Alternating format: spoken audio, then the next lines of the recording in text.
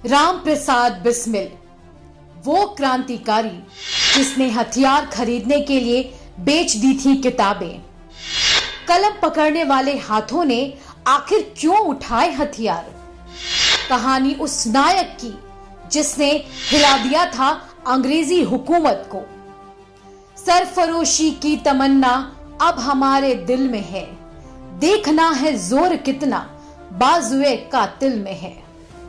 ओज और साहस से भरी इस पंक्ति ने हजारों नौजवानों को, मातृभूमि के दीवानों को देश की आजादी के लिए न्यौछावर होने की प्रेरणा दी। ये सिर्फ कविता नहीं बल्कि हौसला है। ये चंद पंक्तियां भर नहीं बल्कि जलजला है, वो जलजला जिसने अंग्रेजी हुकूमत को हिला कर रख दिया था। इन पंक्तियों को सुनकर आजादी के मतवाले कहां रुकने वाले थे? इसे सुनने के बाद जिस महान शख्स का नाम सामने आता है वो है पंडित राम प्रसाद बिस्मिल। वे खुद एक अच्छे कवि थे, लेकिन ये लाइन उन्होंने नहीं बल्कि शाह मोहम्मद हसन बिस्मिल अजीमाबादी ने लिखी थी। लेकिन फांसी के फंदे पर लटकाए जाने से पहले बिस्मिल की जुबान पर यही पंक्तियां थी, इसलिए ये उनके नाम से ही मशहूर हो गया। मैनपुरी षड्यंत्र में अहम रह चुके बिस्मिल को क्रांतिकारी आंदोलन के लिए धन जुटाने की कवायद के तौर पर लखनऊ के काकोरी स्टेशन के पास सरकारी खजाना लूटने के मामले में फांसी की सजा मिली थी। सरफरोशी की तमन्ना, इस कविता को गाकर उन्होंने अंग्रेजों को ये चेता दिया था कि भारत की आजादी के दिन अब दूर नहीं। साथ ही एक लंबे अरसे तक क्रांतिकारियों ने इस गीत को गुनगुनाकर आजादी का सुहाना सपना भी देखा था। देशवासियों को यह जानना जरूरी है कि बिस्मिल ऐसे क्रांतिकारी थे जिन्होंने देश को आजाद कराने के लिए अपनी किताबें तक बेच दी थी और उन पैसों से उन्होंने हथियार खरीदे थे। कांग्रेस पार्टी के विचारों के खिलाफ खड़े रहकर उन्होंने हिंदुस्तान एसोसिएशन का गठन किया, जिसमें स्वतंत्रता सेनानी भगत सिंह और चंद्रशेखर आजाद जैसे नेता शामिल हुए।